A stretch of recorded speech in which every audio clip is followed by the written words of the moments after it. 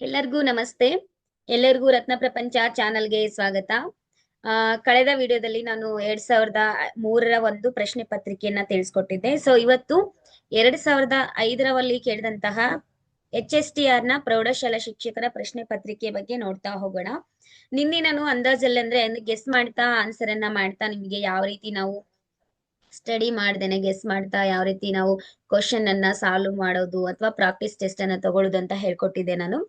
So ಇವತ್ತು ನಾನು ಈ ಒಂದು ಕ್ವಶನ್ ಪೇಪರ್ ಅಂದ್ರೆ 2005ರಲ್ಲಿ ಕೇಳಲಾದಂತಹ ಪ್ರಶ್ನೆ ಪತ್ರಿಕೆನ ನೋಡ್ತಾ ಹೋಗೋಣ. ನಾನು ಡೈರೆಕ್ಟ್ ಆಗಿ ಇವತ್ತು ಏನ್ ಮಾಡ್ತಾ ಇದ್ದೆ ಅಂದ್ರೆ ಕ್ವಶನ್ ಅನ್ನ ಓದ್ತಾ ಇದ್ದೀನಿ. ಕ್ವಶನ್ ಓದ್ಕೊಂಡ್ಬಿಟ್ಟು ಅದಕ್ಕೆ ಸರಿಯಾದ ಉತ್ತರ ಆಲ್ರೆಡಿ ಬಂದ್ಬಿಟ್ಟಿದೆ, ಯಾಕಂದ್ರೆ ಡೈರೆಕ್ಟ್ ಆಗಿ ಸಬ್ಮಿಟ್ ಮಾಡ್ಬಿಟ್ಟಿದೀನಿ. ಸೊ ಅದನ್ನ ನೋಡ್ತಾ ಹೋಗೋಣ, ಯಾವ್ಯಾವ ಕ್ವಶನ್ಸ್ ಅಂದ್ರೆ ಯಾವ ರೀತಿ 2005ರಲ್ಲಿ ಕ್ವಶನ್ಸ್ ನ ಕೇಳಿದ್ರು ಅಂತೇಳಿ ನೋಡ್ತಾ ಹೋಗೋಣ.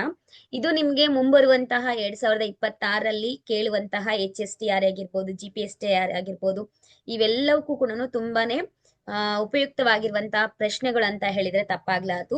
ಸೊ ಅದಕ್ಕಿಂತ ಮುಂಚಿತವಾಗಿ ಯಾರೆಲ್ಲ ನಮ್ಮ ಚಾನೆಲ್ ನ ಹೊಸದಾಗಿ ವೀಕ್ಷಣೆ ಮಾಡ್ತಾ ಇದ್ದೀರೋ ದಯವಿಟ್ಟು ಲೈಕ್ ಮಾಡಿ, ಸಬ್ಸ್ಕ್ರೈಬ್ ಆಗಿ ಅಂತ ಹೇಳ್ತಾ, ಹೆಚ್ಚಿನ ಒಂದು ವಿಡಿಯೋಗಳು ನಾನು ಹಾಕುವಂತಹ ಎಲ್ಲಾ ವಿಡಿಯೋಗಳ ನೋಟಿಫಿಕೇಶನ್ ನಿಮ್ಗೆ ತಲುಪಬೇಕು ಅಂತ ಅಂದ್ರೆ ದಯವಿಟ್ಟು ಬೆಲ್ ಬಟನ್ ಮೇಲೆ ಕ್ಲಿಕ್ ಮಾಡಿ. ನಾನು ಹಾಕುವಂತಹ ಎಲ್ಲಾ ವಿಡಿಯೋಗಳು ಕೂಡ ನಿಮಗೆ ಬಹುಬೇಗನೆ ತಲುಪುತ್ತೆ ಅಂತ ಹೇಳ್ಬೋದು. ಸೊ ನಾನು ಕೂಡ CET ಗೆ ಪ್ರಿಪೇರ್ ಆಗ್ತಾ ಇದ್ದೀನಿ. ಸೊ ಅದ್ರ ಜೊತೆಗೆ ನಿಮ್ಗೂ ಕೂಡ ಪ್ರಿಪೇರ್ ಆಗ್ಲಿಕ್ಕೆ ಅನುಕೂಲ ಆಗ್ಲಿ ಅಂತ ಹೇಳ್ಬಿಟ್ಟು ಈ ಒಂದು ವಿಡಿಯೋಗಳನ್ನ ಮಾಡ್ಬಿಟ್ಟು ಅಪ್ಲೋಡ್ ಮಾಡ್ತಾ ಇದ್ದೀನಿ. ಸೊ ಎಲ್ರು ಕೂಡ ಅಪಾಯಿಂಟ್ ಆಗೋಣ, ನೋಡೋಣ, ಒಂದು ಒಳ್ಳೆ ಕನ್ಸಿನ ಜಾಬ್ ಅನ್ನ ನಾವು ಆಯ್ಕೆ ಮಾಡ್ಕೊಳ್ಳೋಣ. ಟೀಚರ್ ಲೈಫ್ ತುಂಬಾನೇ ಬೆಸ್ಟ್ ಅಂತ ಹೇಳ್ಬೋದು. ಯಾವ ಟೀಚರ್ ಆದ್ರೂ ಪರವಾಗಿಲ್ಲ, ಪ್ರೈವೇಟ್ ಆಗಿರ್ಬೋದು, ಗೌರ್ಮೆಂಟ್ ಆಗಿರ್ಬೋದು, ನಾಲೆಡ್ಜ್ ನ ತಿಳ್ಕೊಳ್ಳೋಕೆ, ಸ್ಟಡಿ ಮಾಡೋಕೆ ಯಾವ ತಪ್ಪು ಇಲ್ಲ ಅಂತ ನನ್ನ ಭಾವನೆ. ಸೊ ನಾವು ಇವತ್ತು ಜಾಬ್ ತಗೋತೀವೋ ಬಿಡ್ತೀವೋ ಗೊತ್ತಿಲ್ಲ, ಬಟ್ ನಮ್ಮ ಮಕ್ಕಳಿಗೆ ಇದು ಒಂದು ಹೇಳೋಕೆ ಅನುಕೂಲ ಆಗುತ್ತೆ. ಕೆಲವೊಂದು ಪಾಠ ಮಾಡುವಾಗ ನಮಗೆ ಸೋರ್ಸ್ ಗಳೆಲ್ಲ ಬೇಕಾಗ್ತಿರುತ್ತೆ, ಸ್ವಲ್ಪ ಏನಂದ್ರೆ ಸಬ್ಜೆಕ್ಟ್ ನ ಇಂಟಿಗ್ರೇಟ್ ಮಾಡ್ಬೇಕಾಗುತ್ತೆ. ಸೊ ಆ ಸಂದರ್ಭದಲ್ಲಿ ನಮಗೆ ಈ ಒಂದು ಕ್ವಶನ್ಸ್ ಗಳನ್ನ ಎಲ್ಲ ನಾವು CET ಪ್ರಿಪರೇಷನ್ ಯಾವ ರೀತಿ ಮಾಡೋದನ್ನ ನಾವು ಕಂಡ್ಕೊಂಡ್ರೆ ಮಕ್ಳಿಗೆ ಕೂಡ ಇಂದಿನ ಒಂದು ಕಾಂಪಿಟೇಟಿವ್ ಯುಗದಲ್ಲಿ ಮಕ್ಕಳನ್ನ ಕೂಡ ತುಂಬಾ ಚೆನ್ನಾಗಿ ನಾವು ತಯಾರಿ ಮಾಡ್ಬೋದು ಅನ್ನುವಂತ ಉದ್ದೇಶ ಕೂಡ ನಂದಾಗಿದೆ. ಸೊ ನಾನು ಒಬ್ಳೆ ಸ್ಟಡಿ ಮಾಡೋದಕ್ಕಿಂತ ನನ್ ಜೊತೆಗೆ ಒಂದ್ 4-5 ಜನ ಕೂಡ ಅವರು ಕೂಡ ಒಂದ್ ಸ್ವಲ್ಪ ಬೆನಿಫಿಟ್ ತಗೊಳ್ಳಿ, ಅವ್ರಿಗೂ ಕೂಡ ಏನೋ ಒಂದ್ ಸ್ವಲ್ಪ ಉಪಯುಕ್ತ ಆಗ್ಲಿ ಅನ್ನುವಂತ ರೀತಿನಲ್ಲಿ ಒಂದು ಅಳಿಲು ಸೇವೆ ಅಂತ ಹೇಳ್ಬೋದು. ಸೊ ಹಾಗಾಗಿ ಮತ್ತೆ ತಡ ಜಾಸ್ತಿ ಟೈಮ್ ತಗೊಳಲ್ಲ, ನಾನು ನೋಡ್ತಾ ಹೋಗ್ಬಿಡೋಣ. ಈಗ ಪ್ರಶ್ನೆಗಳನ್ನ ನೋಡ್ತಾ ಹೋಗೋಣ. ಮೊದಲನೇ ಪ್ರಶ್ನೆ ನೋಡಿ, 2005ರಲ್ಲಿ ಕೇಳಿದಂತಹ ಪ್ರಶ್ನೆ ಪತ್ರಿಕೆ ಇದು. ಕ್ವಶನ್ 1 ನೋಡ್ತಾ ಹೋಗೋಣ. ಈ ಕೆಳಗಿನ ಸಾರ್ವಜನಿಕ ಉದ್ದಿಮೆಯಲ್ಲಿ 10% ಸರ್ಕಾರದ ಬಂಡವಾಳವನ್ನ ಹಿಂತೆಗೆಯಲು ಭಾರತ ಸರ್ಕಾರ ಇತ್ತೀಚೆಗೆ ನಿರ್ಧಾರ ಕೈಗೊಂಡಿದೆ.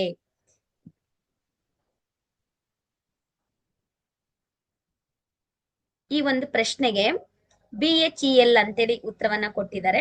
ಸೊ ನೋಡ್ತಾ ಹೋಗೋಣ. ಎರಡನೇ ಪ್ರಶ್ನೆ, ಮಿಶ್ರ ವ್ಯವಸಾಯ ಎಂದರೆ ಅಂದ್ರೆ ಮಿಶ್ರ ವ್ಯವಸಾಯ ಅಂದ್ರೆ ಏನು ಅಂತೇಳಿ ಪ್ರಶ್ನೆಯನ್ನ ಕೇಳಿದ್ರು.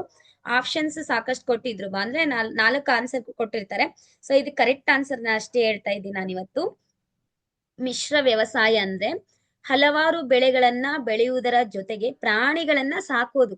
ಅಂದ್ರೆ ಈಗ ಯಾವ್ದಾದ್ರು ಒಂದು ಬೆಳೆಗಳನ್ನ ಮಾಡ್ತಾ ಇರ್ತಾರಲ್ವಾ, ಅದ್ರ ಜೊತೆಗೆ ಏನ್ ಮಾಡ್ತಾರೆ ಅಂದ್ರೆ ಪ್ರಾಣಿಗಳನ್ನ ಸಾಕ್ತಾರೆ. ನೀವೆಲ್ಲ ನೋಡ್ತಾ ಇರ್ಬೋದು, ಕುರಿ ಸಾಕಾಣಿಕೆ ಇರ್ಬೋದು, ಕೋಳಿ ಸಾಕಾಣಿಕೆ ಇರ್ಬೋದು, ಇದನ್ನೆಲ್ಲ ಮಿಶ್ರ ಒಂದು ವ್ಯವಸಾಯ ಅಂತ ಕರೀತಾರೆ. ಅಂದ್ರೆ ಹೊಲದಲ್ಲಿ ಕೆಲಸ ಮಾಡೋದ್ರ ಜೊತೆಗೆ, ಹೊಲದಲ್ಲಿ ಬೆಳೆಗಳನ್ನ ಬೆಳೆಯೋದ್ರ ಜೊತೆಗೆ, ಆ ಒಂದು ಜೊತೆಗೆ ಸೈಡ್ಗೆ ಒಂದು ಕೆಲಸವನ್ನ ಮಾಡ್ತಾ ಇರ್ತಾರೆ. ಅಂದ್ರೆ ಇದನ್ನ ಮಿಶ್ರ ವ್ಯವಸಾಯ ಅಂತ ಹೇಳಿ ಕರೀತಾರೆ. ಇನ್ನು ಪ್ರಶ್ನೆ 2, 3, ಭಾರತದ ರಾಷ್ಟ್ರೀಯ ಹೈನುಗಾರಿಕೆ ನಿಗಮದ ಅಧ್ಯಕ್ಷರು. NDDB 2005ರಲ್ಲಿ ಈ ಪರೀಕ್ಷೆಗೆ ನಡೆದಾಗ ಬಂದಂತಹ ಒಂದು ಪ್ರಶ್ನೆ ಇದು. ನೋಡಿ, ಇದು ಪ್ರಶ್ನೆ ಏನಂದ್ರೆ ಭಾರತ ರಾಷ್ಟ್ರೀಯ ಹೈನುಗಾರಿಕೆ ನಿಗಮದ ಅಧ್ಯಕ್ಷರು ಯಾರು ಅಂತ ಕೇಳಿದ್ದಾರೆ. ಡಾಕ್ಟರ್ ಅಮೃತಾ ಪಟೇಲ್ ಅಂತೇಳಿ, ಡಾಕ್ಟರ್ ಅಮೃತಾ ಪಟೇಲ್ ಅಂತ ಹೇಳ್ಬಿಟ್ಟು ಉತ್ತರ. ಮುಂದಿನ ಪ್ರಶ್ನೆ ನೋಡ್ತಾ ಹೋಗೋಣ. ಪಾರ್ಲಿಮೆಂಟಿನ 2 ಅಧಿವೇಶನಗಳ ನಡುವೆ ಇರಬಹುದಾದ ಗರಿಷ್ಠ ಅಂತರ ಅಂತ ಕೇಳಿದ್ದಾರೆ.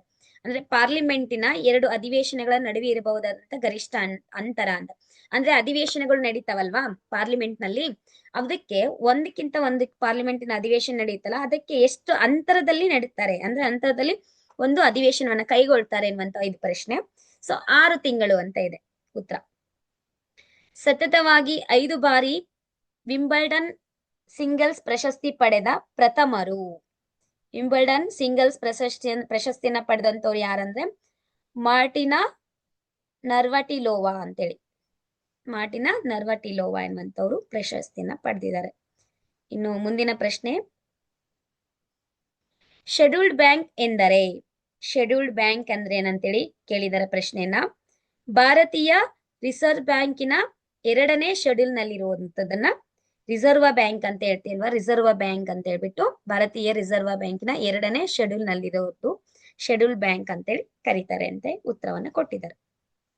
ಇನ್ನು ಭಾರತ ಇವುಗಳನ್ನ ಹೆಚ್ಚು ಉತ್ಪಾದಿಸಿದ ರಾಷ್ಟ್ರ ಅಂತ ಅಂದ್ರೆ ನಮ್ಮ ಭಾರತ ದೇಶದಲ್ಲಿ ಅಂದ್ರೆ ನಮ್ಮ ಭಾರತದ ರಾಷ್ಟ್ರದಲ್ಲಿ ಹೆಚ್ಚು ಉತ್ಪಾದಿಸೋದು ಯಾವ್ದನ್ನಂದ್ರೆ ಮಾವು, ಗೋಡಂಬಿ ಮತ್ತು ಹೂಕೋಸು. ಇದನ್ನ ಯಥೇಚ್ಛವಾಗಿ ನಾವು ಉತ್ಪಾದಿಸ್ತೀವಿ ಅನ್ನುವಂಥದ್ದನ್ನ ಗಮನಿಸಬೇಕು.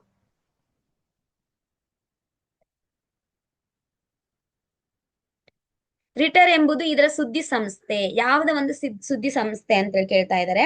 ಯುನೈಟೆಡ್ ಕಿಂಗ್ಡಮ್ ನ ಒಂದು ಸುದ್ದಿ ಸಂಸ್ಥೆಯಾಗಿದೆ.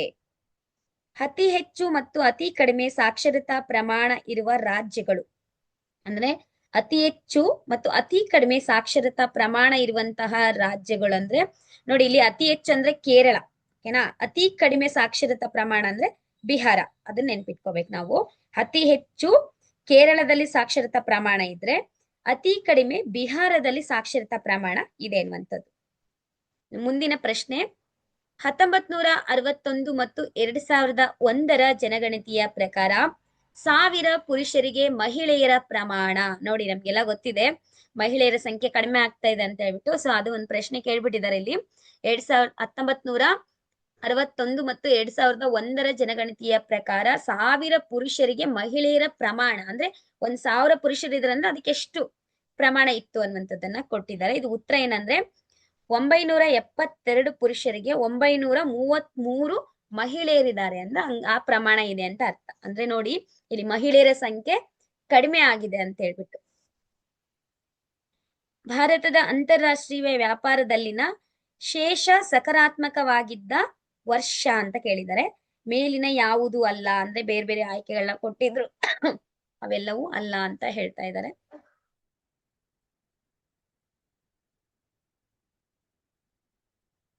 ಭಾರತದ ಹೆಚ್ಚು ರಾಜ್ಯಗಳಲ್ಲಿ ಚಲಿಸುವ ರೈಲು ಅಂದ್ರೆ ಭಾರತದ ಹಲವಾರು ರಾಜ್ಯಗಳನ್ನ ಯಥೇಚ್ಛವಾಗಿ ಎಲ್ಲಾ ರಾಜ್ಯಗಳನ್ನ ಸಾಕಷ್ಟು ರಾಜ್ಯಗಳನ್ನ ಚಲಿಸುವಂತಹ ರೈಲು ಅಂದ್ರೆ ಹಿಮಗಿರಿ ಎಕ್ಸ್ಪ್ರೆಸ್ ಅಂತ ಹೇಳ್ಬಿಟ್ಟು.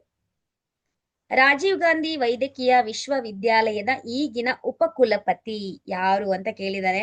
ಅಂದ್ರೆ ಈಗಿನ ಉಪಕುಲಪತಿ ಅಂದ್ರೆ ಈ ಪ್ರೆಸೆಂಟ್ 2005ರಲ್ಲಿ ಕೇಳಿದಂತ ಪ್ರಶ್ನೆ ಇದು. ಸೊ ಆ ಒಂದು ಪ್ರಶ್ನೆಗೆ ಡಾಕ್ಟರ್ ಪ್ರಭಾಕರನ್ ಈಗಿನ ಉಪಕುಲಪತಿ ಯಾರಂತೇಳಿ ಗೊತ್ತಿದ್ರೆ ದಯವಿಟ್ಟು ಹೇಳಿ, ಕಮೆಂಟ್ ಬಾಕ್ಸ್ ಅಲ್ಲಿ ಕಮೆಂಟ್ ಮಾಡಿ. ಕನ್ನಡ ಮೊದಲ ವಿಶ್ವ ಸಾಹಿತ್ಯ ಸಮ್ಮೇಳನವು ನಡೆದ ಸ್ಥಳ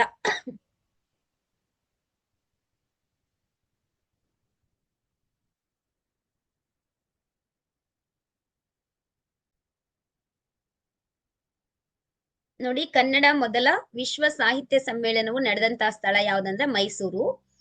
ಭಾರತದ ಅತ್ಯಂತ ದೊಡ್ಡ ಹಗಲು ಅಂದ್ರೆ ಅವಧಿಯು ಅಂದ್ರೆ ಭಾರತದಲ್ಲಿ ಅತ್ಯಂತ ದೊಡ್ಡ ಹಗಲನ್ನ ಹೊಂದಿದಂತ ದಿನ ಅಂತ ಕೇಳ್ತಾರೆ ಇಲ್ಲಿ.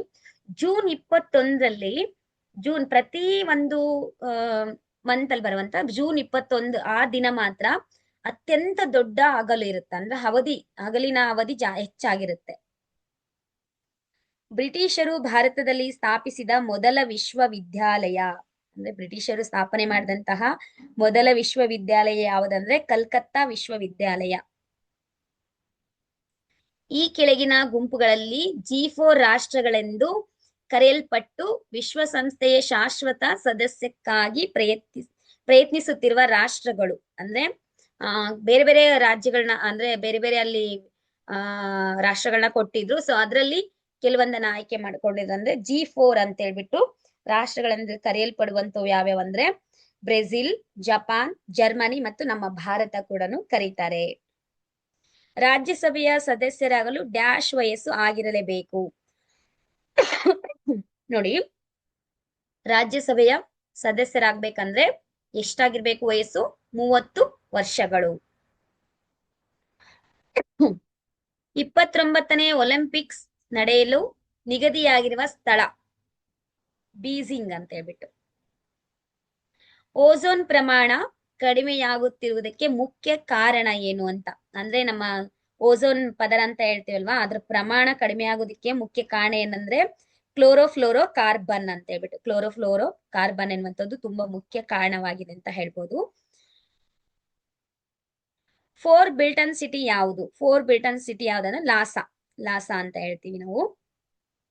ಫ್ರಾನ್ಸಿನ ಪ್ರಧಾನಮಂತ್ರಿ ಯಾರು? ಅಂದ್ರೆ ನೋಡಿ 2005ರಲ್ಲಿ ಪರೀಕ್ಷೆ ನಡೆದಾಗ ಕೇಳಿದಂತ ಪ್ರಶ್ನೆ ಇದು. ಫ್ರಾನ್ಸಿನ ಪ್ರಧಾನಮಂತ್ರಿ ಯಾರಾಗಿದ್ರಂದ್ರೆ ಡೊಮಿನಿಕ್ ಡೆವಿಲೆವಿನ್ ಅಂತ ಹೇಳ್ಬಿಟ್ಟು, ಡೊಮಿನಿಕ್ ಡೆವಿಲೆವಿನ್ ಅನ್ನುವಂಥವ್ರು ಅಲ್ಲಿ ಫ್ರಾನ್ಸಿನ ಪ್ರಧಾನಮಂತ್ರಿ ಆಗಿದ್ರು. ಎಕ್ಸ್ಪಿರಿಮೆಂಟ್ ವಿತ್ ಟ್ರೂತ್ ಅನ್ಟ್ರೂತ್ ಅಂತ ಸರಿ ಎಕ್ಸ್ಪಿರಿಮೆಂಟ್ ವಿತ್ ಅನ್ಟ್ರೂತ್ ಅಂತ ಹೇಳ್ಬಿಟ್ಟು ಇದನ್ನ ಬರ್ದವ್ರು ಯಾರು ಅಂತ ಹೇಳ್ಬಿಟ್ಟು ಕೇಳಿದಾರೆ ಪ್ರಶ್ನೆನ. ಮೈಕೇಲ್ ಆಂಡರ್ಸನ್ ಅಂತ ಹೇಳ್ಬಿಟ್ಟು, ಮೈಕೇಲ್ ಆಂಡರ್ಸನ್ ಅನ್ನೋರು ಬರ್ದಿರುವಂತದ್ದು ಎಕ್ಸ್ಪಿರಿಮೆಂಟ್ ವಿತ್ ಅನ್ಟ್ರೂತ್. ಓಕೆನಾ. ನಂತರ ಕಂಪ್ಯೂಟರ್ ಅನ್ನ ಕಂಡು ಹಿಡಿದವರು ಚಾರ್ಲ್ಸ್ ಬ್ಯಾಬೇಜ್. ನಮ್ಗೆಲ್ಲ ಗೊತ್ತಿದೆ, ತುಂಬಾ ಈ ಕಂಪ್ಯೂಟರ್ ಯುಗ ಆಗೋದ್ರಿಂದ ಸೊ ಇದು ತುಂಬಾ ಜನರಿಗೆ ಗೊತ್ತಿರುತ್ತೆ ಉತ್ತರ.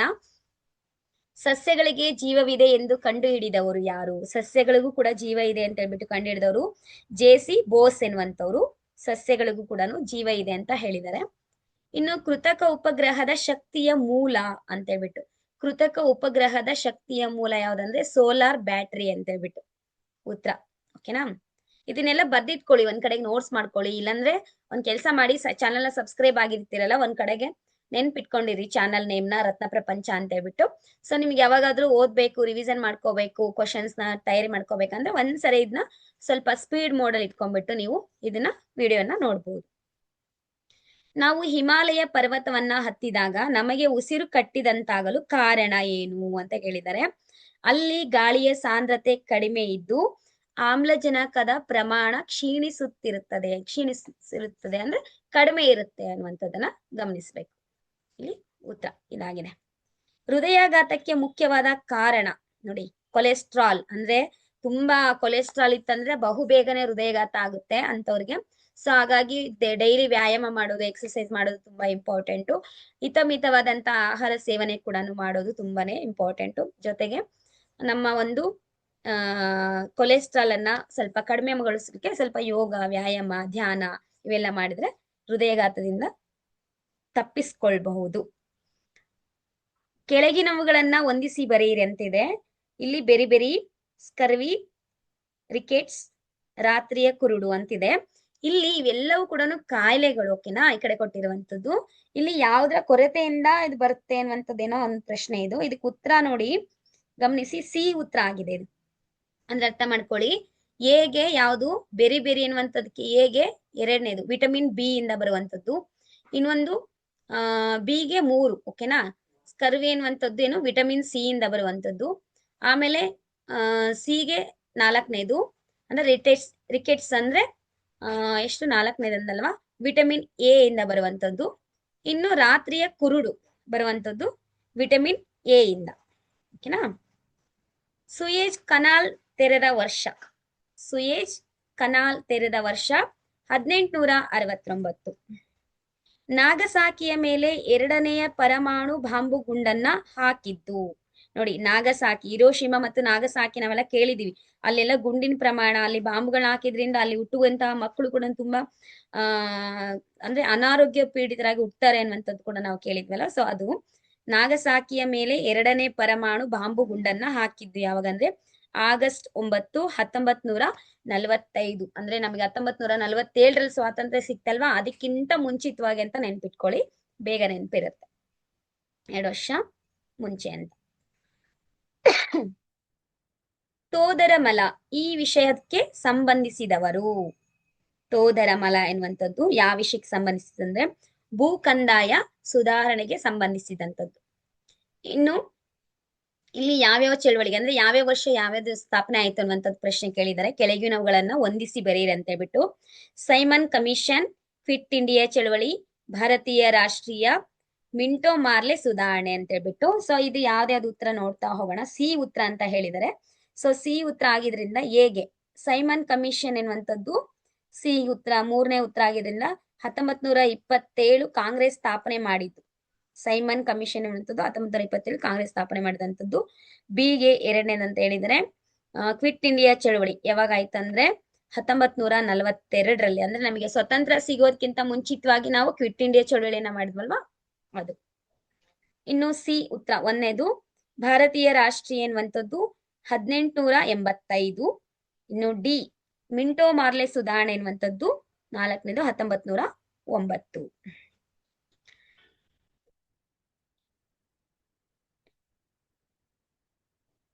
ನೋಡಿ ನೆಕ್ಸ್ಟ್ ಕ್ವಶನ್, ಥೆಮಾಟಿಕ್ ಅನುಬೋಧೆ ಪರೀಕ್ಷೆಯನ್ನ ಅಭಿವೃದ್ಧಿ ಪಡಿಸಿದವರು. ಇದೊಂದು ಪರೀಕ್ಷೆ ಆಗಿದೆ. ಸೊ ಇದನ್ನ ಅಭಿವೃದ್ಧಿ ಪಡಿಸಿದವರು ಯಾರಂದ್ರೆ ಮುದ್ರೆ ಎನ್ನುವಂಥವ್ರು. ಓಕೆನಾ. ಸಾಮಾನ್ಯ ಮಕ್ಕಳು ಹಾಗೂ ಮಾನಸಿಕವಾಗಿ ಹಿಂದುಳಿದ ಮಕ್ಕಳು ಈ ಕೆಳಗಿನದರಲ್ಲಿ ವ್ಯತ್ಯಾಸ ಹೊಂದಿರುವುದಿಲ್ಲ. ಮಮತಾ ಅಂತ ಇದೆ.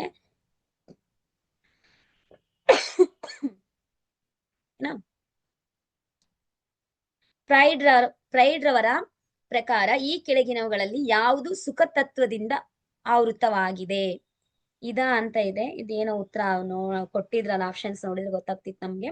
ಸೊ ನೋಡೋಣ, ನೆನ್ಪಿಟ್ಕೊಂಡಿರಿ ಅಷ್ಟೇ. ಓಕೆನಾ. ಇವುಗಳಲ್ಲಿ ಯಾವುದು ಮಕ್ಕಳನ್ನ ಹೋಲಿಕೆ ಮಾಡಿದ್ದರ ಪರಿಣಾಮದಿಂದ ಉಂಟಾಗುವುದಿಲ್ಲ. ಅಂದ್ರೆ ಮಕ್ಕಳನ್ನ ಹೋಲಿಕೆ ಮಾಡೋದ್ರ ಪರಿಣಾಮದಿಂದ ಯಾವುದು ಉಂಟಾಗೋದಿಲ್ಲ ಅಂತಂದ್ರೆ ಬುದ್ಧಿಶಕ್ತಿಯಲ್ಲಿನ ಬದಲಾವಣೆಯನ್ನ. ಓಕೆನಾ. ಇನ್ನು ಮುಂದಿನ ಪ್ರಶ್ನೆ, ಈ ಕೆಳಗಿನವುಗಳಲ್ಲಿ ಯಾವುದು ಪರಿಸರದಿಂದ ಪ್ರಭಾವಿಸಲ್ಪಡುವುದಿಲ್ಲ. ನಮ್ಗೆಲ್ಲ ಕೊಟ್ಟಿರ್ತಾರೆ ಪರಿಪಕ್ವತೆ, ಪಕ್ವತೆ ಮತ್ತೆ ಬೆಳವಣಿಗೆ ಇವೆಲ್ಲ ಕೊಟ್ಟಿರ್ತಾರಲ್ಲ, ಅದ್ರಾಗ ಆಯ್ಕೆ ಮಾಡ್ಕೊಂಡಿರುವಂತದ್ದು ಪರಿಸರದಿಂದ ಯಾವುದು ಪ್ರಭಾವಿಸಲ್ಪಡೋದಿಲ್ಲ ಅಂದ್ರೆ ಪರಿಪಕ್ವತೆ. ಓಕೆನಾ. ಶಾಲಾ ಪೂರ್ವ ಹಂತದಲ್ಲಿ ಭಾಷೆ ಬೆಳವಣಿಗೆಯು ಯಾವುದರಿಂದ ಪ್ರಭಾವಿಸಲ್ಪಡುತ್ತದೆ?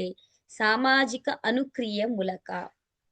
ಬಾಹ್ಯವಾಗಿ ಅಭಿಪ್ರೇರಿಸಲ್ಪಟ್ಟ ವ್ಯಕ್ತಿಯು ಚಟುವಟಿಕೆಯಲ್ಲಿ ತೊಡಗಿರುವುದು ಹೊರಗಿನ ಪರಿಣಾಮಕ್ಕಾಗಿ, ಅಂದ್ರೆ ಹೊರಗಿನ ಪರಿಣಾಮಕ್ಕಾಗಿ ಅಂತ ಅರ್ಥ. ಶೈಶಾವಸ್ಥೆಯ ನಂತರದ ವರ್ಷಗಳಲ್ಲಿ ಹುಡುಗರು ಹುಡುಗಿಯರಿಗಿಂತ ಬೌದ್ಧಿಕವಾಗಿ ಹೆಚ್ಚು ಸಕ್ರಿಯರಾಗಿರುತ್ತಾರೆ. ಈ ವ್ಯತ್ಯಾಸಕ್ಕೆ ಕಾರಣ ಅಂದ್ರೆ ಅನುವಂಶೀಯತೆ ಅಂತ ಹೇಳ್ಬಿಟ್ಟು ಕೊಟ್ಟಿದ್ದಾರೆ ಉತ್ತರ.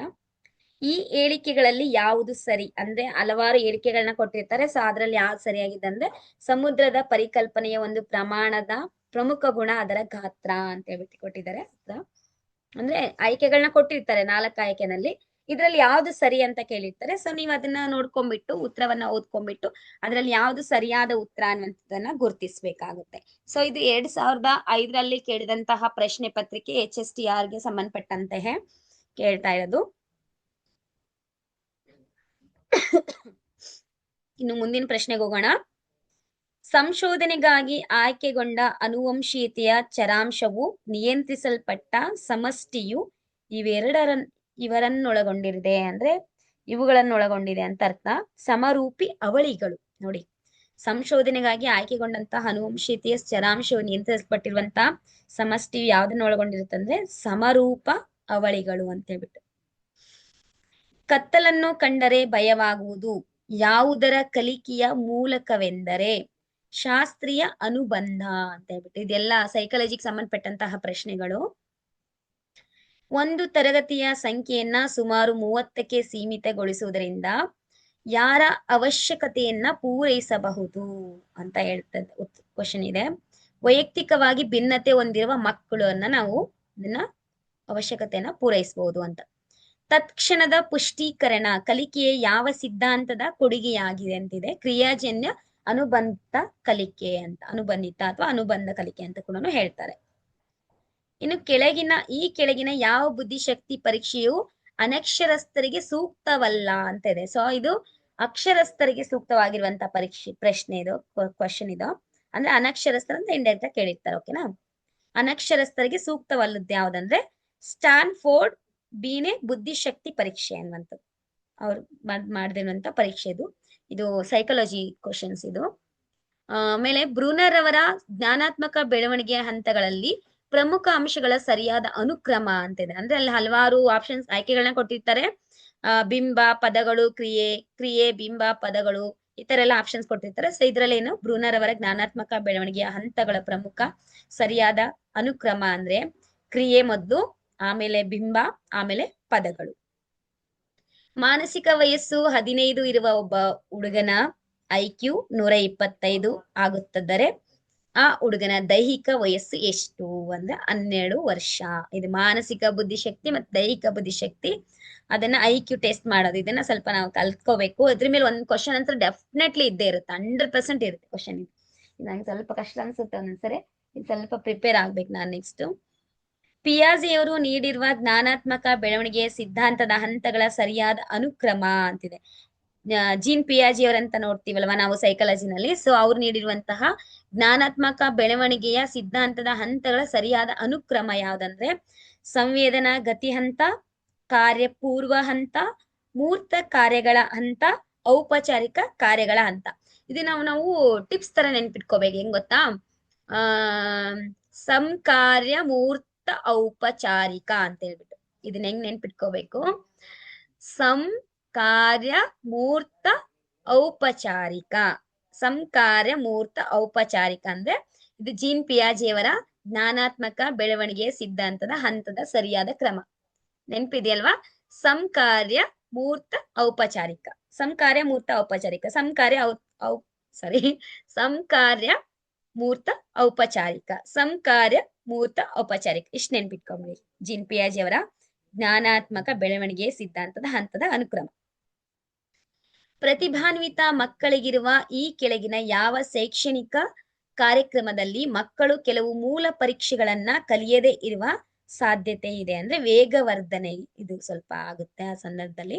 ಅದನ್ನ ಜ್ಞಾನಿ ಅವರ ಪ್ರಕಾರ ಕಲಿಕೆಯ ಅತ್ಯಂತ ಉನ್ನತ ಮಾದರಿ ಯಾವುದೆಂದರೆ ಸಮಸ್ಯೆ ಪರಿಹಾರ. Next question. ಸೃಜನಶೀಲತೆ ಹಾಗೂ ಬುದ್ಧಿಶಕ್ತಿಗಳಿಗಿರುವ ಸಂಬಂಧ ಅಲ್ಪ ಧನಾತ್ಮಕ ಅಂತೇಳಿ. ಅಲ್ಪ ಧನಾತ್ಮಕ ಅನ್ನುವಂತ ಪ್ರಶ್ನೆ ಇದಕ್ಕೆ.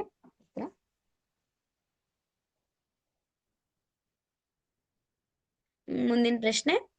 ಸಮೂಹ ರಚನೆಯನ್ನ ಅಭ್ಯಾಸ ಮಾಡಲು ಮನೋವಿಜ್ಞಾನಿಗಳು ಬಳಸುವ ವಿಧಾನ ಅಂದ್ರೆ ಸಮೂಹದ ರಚನೆಯನ್ನ ಅಭ್ಯಾಸ ಮಾಡ್ಬೇಕಂದ್ರೆ ಮನೋವಿಜ್ಞಾನಿಗಳು ಯಾವ ವಿಧಾನವನ್ನ ಬಳಸ್ತಾರೆ ಅಂದ್ರೆ ಸಮಾಜ ಮಿತಿ ಅಲೇಖ ಎನ್ನುವಂಥದ್ದು.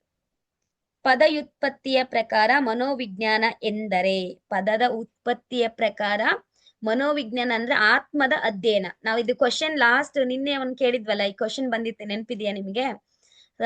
ಮನೋವಿಜ್ಞಾನ ಅಂದ್ರೆ ಏನು ಅಂತೇಳಿ ಕೇಳಿತ್ತು. ಮನೋವಿಜ್ಞಾನ ಎಂದರೇನು ಅಂತ ಏನೋ ಕೇಳಿತ್ತು. ಅಲ್ಲಿ ಆತ್ಮ ಅಷ್ಟೇ ಕೊಟ್ಟಿತ್ತು. ಆತ್ಮ, ಮನಸ್ಸು, ಬುದ್ಧಿ, ಶಕ್ತಿ ಅಂತ ಏನೋ ಒಂದು ಆಪ್ಷನ್ಸ್ ಇತ್ತು. ನಿನ್ನೆ ವಿಡಿಯೋದಲ್ಲಿ ನೋಡ್ತಾ ಹೋಗಿ ನೀವು. ಇದು ಕ್ವಶನ್ 100% ಬಂದಿತ್ತು. ಸ್ವಲ್ಪ ಟ್ವಿಸ್ಟ್ ಮಾಡಿ ಕೇಳಿದ್ದಾರೆ. ಅಲ್ಲಿ ಮನೋವಿಜ್ಞಾನ ಅಂದ್ರೆ ಆತ್ಮ, ಆಮೇಲೆ ಮನಸ್ಸು, ಶಕ್ತಿ, ಬುದ್ಧಿ ಏನೋ ಇತ್ತು, ಒಂದ್ 4 ಆಪ್ಷನ್ಸ್. ಸೊ ಇಲ್ಲಿ ಕೂಡ ಏನ್ ಕೇಳಿದ್ದಾರೆ? ಪದಯುತ್ಪತ್ತಿಯ ಪ್ರಕಾರ ಮನೋವಿಜ್ಞಾನ ಅಂದ್ರೆ ಅಂತ ಕೇಳಿದ್ದಾರೆ. ಅಂದ್ರೆ ಆತ್ಮದ ಅಧ್ಯಯನ. ಸೈಕಾಲಜಿ ಅಲ್ವಾ? ಸೈಕಾಲಜಿ ಅಂದ್ರೆ ಆತ್ಮದ ಅಧ್ಯಯನ. ಅದು ನೆನ್ಪಿಟ್ಕೋಬೇಕು. ನಿನ್ನೆ ನೋಡಿದಕ್ಕೆ ಇವತ್ತು ನೋಡಿದಕ್ಕೆ ವೈರ್ಡ್ ಕ್ವಶನ್ಸ್ ಅಂದ್ರೆ ಸೇಮ್ ರಿಪಿಟೇಷನ್ ಆಯ್ತು. ಸೊ ನಾವು ಲೈಫ್ ಲಾಂಗ್ ಮರೆಯೋದಿಲ್ಲ ಇದು ಕ್ವಶನ್ಸ್ ಅಲ್ವಾ? ನೆಕ್ಸ್ಟ್ CET ಕ್ವಶನ್ಸ್ ಏನಾದ್ರು ಬಂದ್ರೆ ಪಕ್ಕಾ 100% ನಾವು ಉತ್ತರ ಸರಿಯಾಗಿ ಹಾಕ್ತೀವಿ. ಒಂದು ಸಮೂಹದಲ್ಲಿ ಯಾರನ್ನೂ ಆಯ್ಕೆ ಮಾಡದ ಹಾಗೂ ಯಾರಿಂದಲೂ ಆಯ್ಕೆ ಮಾಡಲ್ಪಡದಿರುವವರನ್ನ ಏನೆಂದು ಕರೀತಾರೆ? ನೋಡಿ, ಒಂದು ಸಮೂಹದಲ್ಲಿ ಯಾರನ್ನೂ ಆಯ್ಕೆ ಮಾಡದಿರುವಂತದ್ದು, ಯಾರಿಂದಲೂ ಆಯ್ಕೆ ಮಾಡಕ್ಕಾಗ್ಲಿರುವಂತದ್ದು ಏಕಾಂಗಿಗಳು. ಲೈಫಲ್ಲಿ ಏಕಾಂಗಿಗಳೇ ತುಂಬಾ ಸ್ಟ್ರಾಂಗ್ ಅಲ್ವಾ? ಸಮೂಹ ಇರ್ಬೇಕು, ಬಟ್ ಆದ್ರೆ ಏಕಾಂಗಿತನವು ತುಂಬಾ ಒಳ್ಳೇದು ಅಂತ ನನ್ನ ಪ್ರಕಾರ. ಶೈಕ್ಷಣಿಕ ಮನೋವಿಜ್ಞಾನದ ಪ್ರಭಾವದಿಂದ ಶಿಕ್ಷಣದಲ್ಲಿ ಮೂಡಿ ಬಂದ ಅತ್ಯಂತ ಪ್ರಮುಖ ಬದಲಾವಣೆ ಎಂದರೆ ಶಿಶು ಕೇಂದ್ರಿತ ಶಿಕ್ಷಣ. ಸಮಾಜ ಮಾಪಕ ತತ್ವದ ಪ್ರಮುಖ ಉಪಯೋಗ ಏನು ಅಂತ ಕೇಳಿದರೆ ಸಮೂಹದ ಸದಸ್ಯರುಗಳ ನಡುವಿನ ಸಂಬಂಧವನ್ನ ವೃದ್ಧಿಸುತ್ತೆ. ಓಕೆನಾ? ಮಾನವೀಯ ಮನೋವಿಜ್ಞಾನಿಗಳ ಅಂತಿಮ ಗುರಿ ಅಂದ್ರೆ ಮಾನವೀಯ ಮನೋವಿಜ್ಞಾನಿಗಳ ಅಂತಿಮ ಗುರಿ ಏನಾಗಿರುತ್ತಂದ್ರೆ ಮಾನವನ ವರ್ತನೆಯನ್ನ ಅರ್ಥ ಮಾಡ್ಕೊಳ್ಳೋದು. ಇನ್ನು ಮುಂದಿನ ಪ್ರಶ್ನೆ. ಸಮೂಹಗತಿ ಶಾಸ್ತ್ರದಡಿಯಲ್ಲಿ ಈ ಹೇಳಿಕೆಯು ಒಂದೇ ತರಹದ ಪಕ್ಕಗಳಿರುವ ಪುಕ್ಕ ಆಗ್ಬೇಕಿತ್ತು ಅನ್ಸುತ್ತೆ ನನಗಿಲ್ಲಿ. ನೋಡೋಣ. ಪಕ್ಕಗಳಿರುವ ಹಕ್ಕಿಗಳು ಒಂದೆಡೆ ಒಗ್ಗೂಡುತ್ತವೆ. ಈ ಕೆಳಗಿನ ಯಾವ ಸನ್ನಿವೇಶಕ್ಕೆ ಸೂಕ್ತವಾಗಿದೆ? ಒಂದೇ ವಯಸ್ಸಿನ ಮಕ್ಕಳು ಒಟ್ಟಿಗೆ ಆಡಲು ಹಾಗೂ ಕೆಲಸ ಮಾಡಲು ಇಷ್ಟಪಡ್ತಾರೆ ಅಂತ. ಪುಕ್ಕ ಆಗ್ಬೇಕಿತ್ತು ಅನ್ಸುತ್ತೆ ಇದು. ಯಾಕಂದ್ರೆ ಒಂದೇ ತರಹದ ಪಕ್ಕಗಳಿರುವ, ಪುಕ್ಕ ಅಂದ್ರೆ ಗರಿಗಳು ಅಂತ, ಆ ತರ ಇರ್ಬೋದು ಅನ್ಸುತ್ತೆ ನನಗೆ. ನೋಡೋಣ, ಟೈಪಿಂಗ್ ಮಿಸ್ಟೇಕ್ ಆಗಿದೆಯಾ ಏನು ಗೊತ್ತಿಲ್ಲ, ಕ್ವಶನ್ ರಾಂಗ್. ಒಂದು ಶಾಲೆಯ 10ನೇ ತರಗತಿಯ ಫಲಿತಾಂಶವು ಸತತವಾಗಿ ಅತಿ ಕಡಿಮೆ ಬರುತ್ತಿದೆ. ಇದಕ್ಕೆ ಕಾರಣವನ್ನ ಅರ್ಥ ಮಾಡಿಕೊಳ್ಳಲು ಈ ವಿಧಾನ ಅತ್ಯಂತ ಸೂಕ್ತ.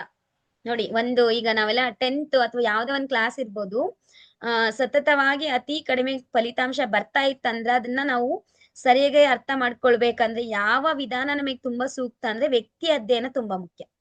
ಇಂಡಿವಿಜುವಲ್ ಅಂದ್ರೆ ಒಬ್ಬೊಬ್ಬ ಮಕ್ಕಳನ್ನ ಅಧ್ಯಯನ ಮಾಡೋದು ಅಂದ್ರೆ ವ್ಯಕ್ತಿ ಅಧ್ಯಯನ ತುಂಬಾ ಮುಖ್ಯ ಆಗುತ್ತೆ. ಆ ಒಂದ್ ಯಾಕೆ ಆಗಿರ್ಬೋದು ಏನಂತ ಹೇಳ್ಬಿಟ್ಟು.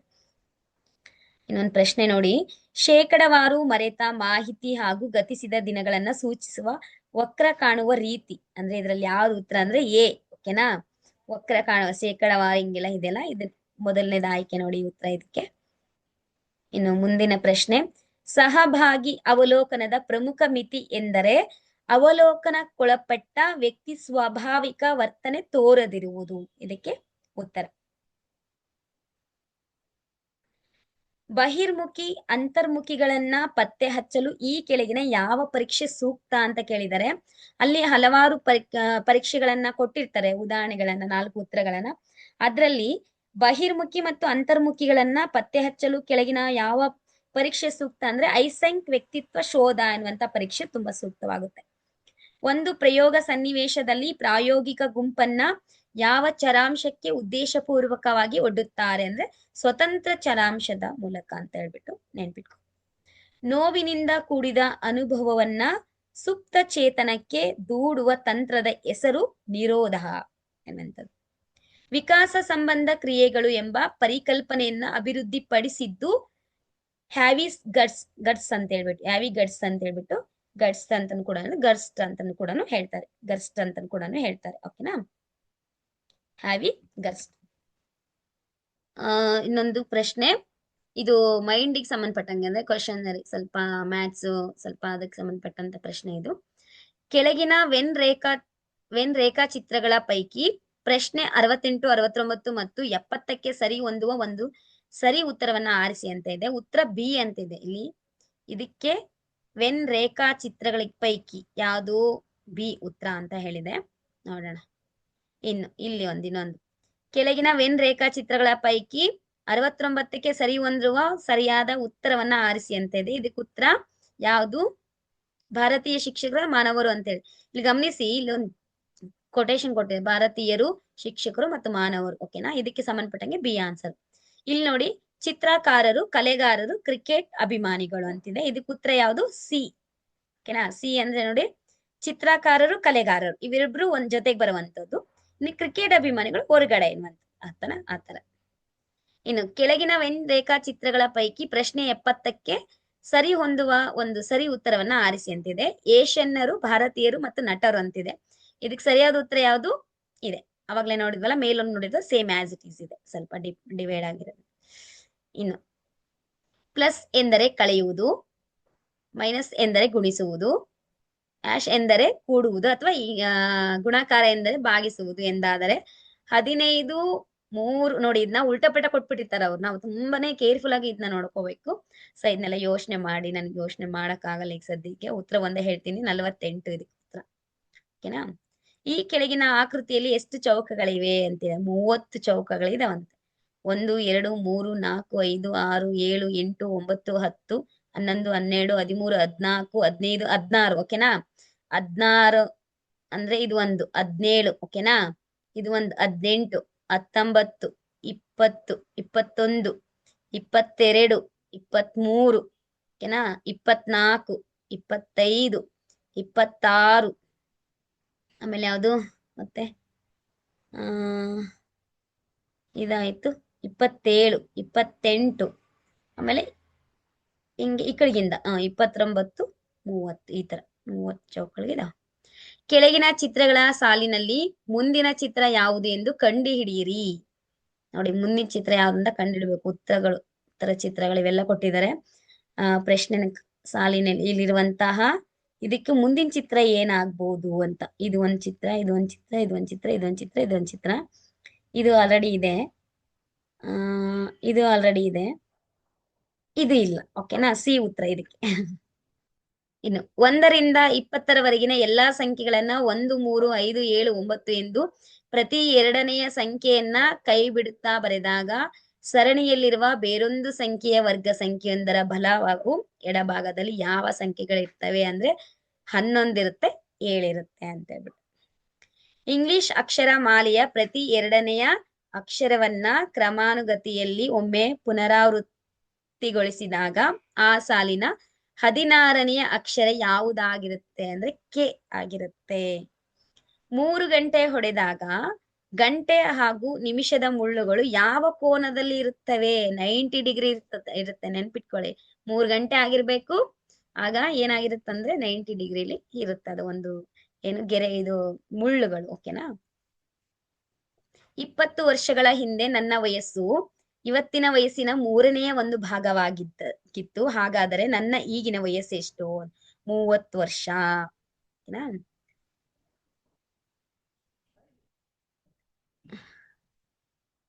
80,000 ಸಮಾನಾಂತರ ಈ ಕೆಳಗಿನವುಗಳಲ್ಲಿ ಯಾವುದು ಅಂತಿದೆ.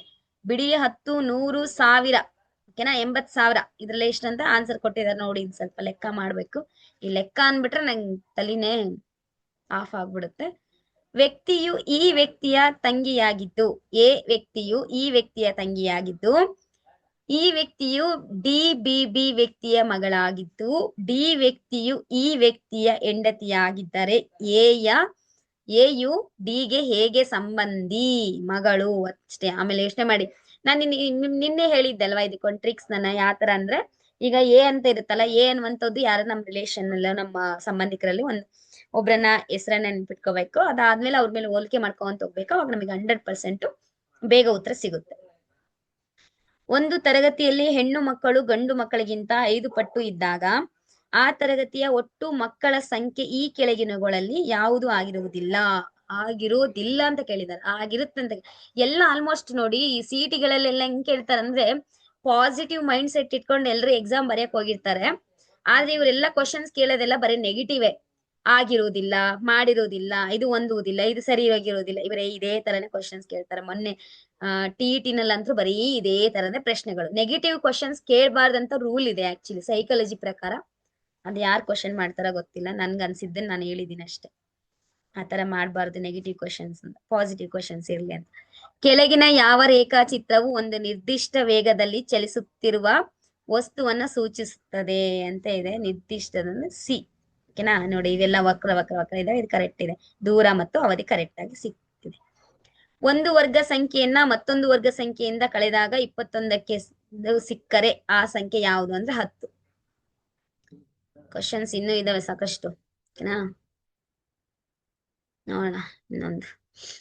ಎ ಎಂಬ ವ್ಯಕ್ತಿಯು ಒಂದು ಕೆಲಸವನ್ನ 12 ದಿನಗಳಲ್ಲಿ ಮುಗಿಸಬಲ್ಲ ಮತ್ತು ಬಿ ಎಂಬ ವ್ಯಕ್ತಿಯು ಅದೇ ಕೆಲಸವನ್ನ 20 ದಿನಗಳಲ್ಲಿ ಮಾಡಬಲ್ಲವನಾಗಿರುತ್ತಾನೆ. ಇಬ್ಬರು ಸೇರಿ 3 ದಿನ ಕೆಲಸವನ್ನ ಮಾಡುತ್ತಾರೆ. ನಂತರ ಎ ಕೆಲಸದಿಂದ ನಿರ್ಗಮಿಸುತ್ತಾನೆ.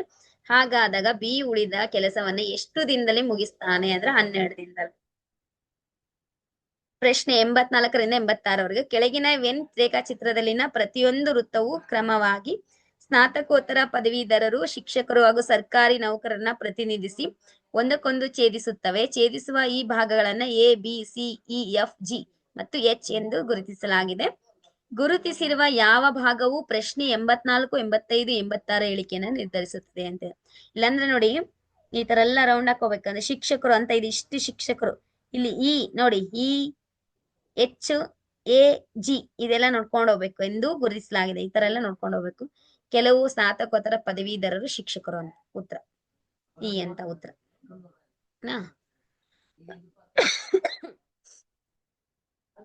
ಸೂಚನೆ.